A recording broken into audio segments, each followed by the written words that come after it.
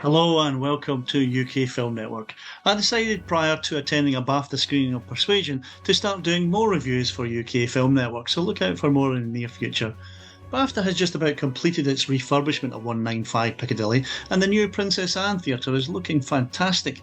The seats have had a significant upgrade with a professional looking BAFTA logo embroidered in. The rear of the seats have various names on them from those who have given the appropriate donation. Former New York-based Vogue editor and now fashion designer Vera Wang is the one in front of me. It's quite an appropriate endowment, as the star of our film is also American and a model. The introduction to today's film highlighted BAFTA's latest technology upgrade and proudly mentioned Dolby Atmos, a sound system that creates a high-quality sound which vibrates nicely around the new space.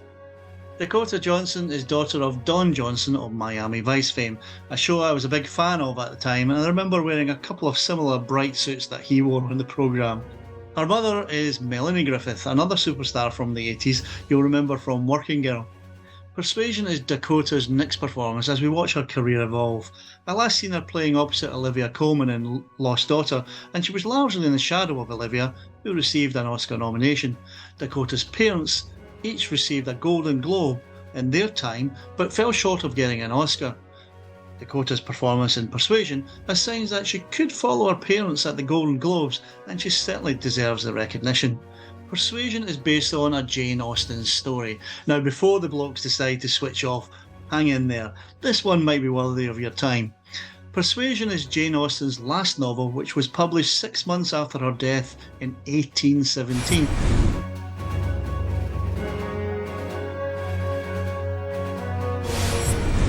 This particular adaptation had me searching for who wrote the screenplay, as it stands out as a bold and exciting approach they took, that of having the lead character as the narrator telling her story direct to camera in a cheeky nod to Miranda and Phoebe.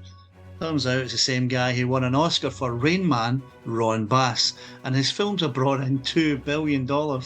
He co-wrote it with a bright new talent, Alice Victoria Winslow, who trained as an actor in London.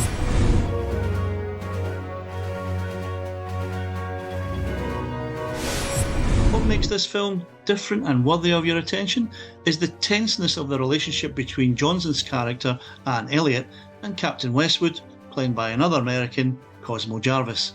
Both of them have impeccable English accents and in some way even more natural English and not as stuffy as the usual period dramas.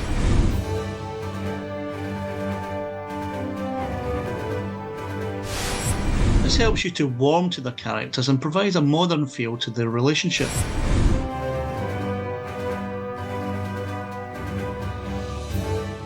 We often wonder whether he is too slow on the uptake or if she's being too stubborn, expecting the man to take the lead irrespective of her indifferent attitude. The audience could debate that one until the cows come home and not have an answer. It's the mystery of unrequited love. Making the first move is a strategy few adopt in case of a lack of acceptance and being presumptuous of the feelings of the other. There's some fantastic scenery around stately homes, the Bath Crescent we've seen many times in, for example, Bridgerton, and unusually for a period drama, this one takes us to the lovely Dorset town of Lyme Regis, which I've visited before and now I'm keen to visit again.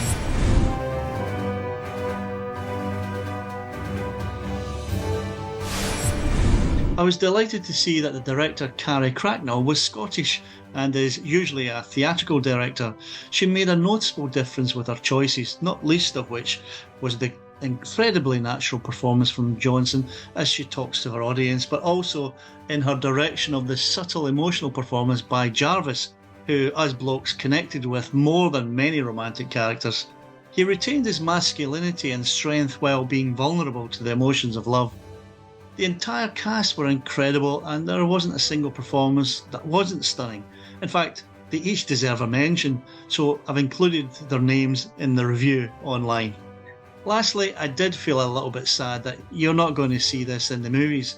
The big screen brought an intensity, a closeness, an immersion both in the natural beauty of Dakota Johnson and the subtleties of her emotions, winks, nods and simple looks to the camera.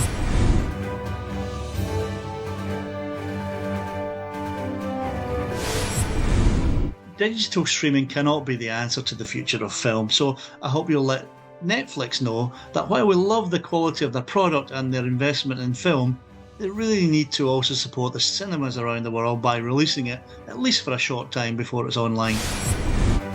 Persuasion is on Netflix now and highly recommended.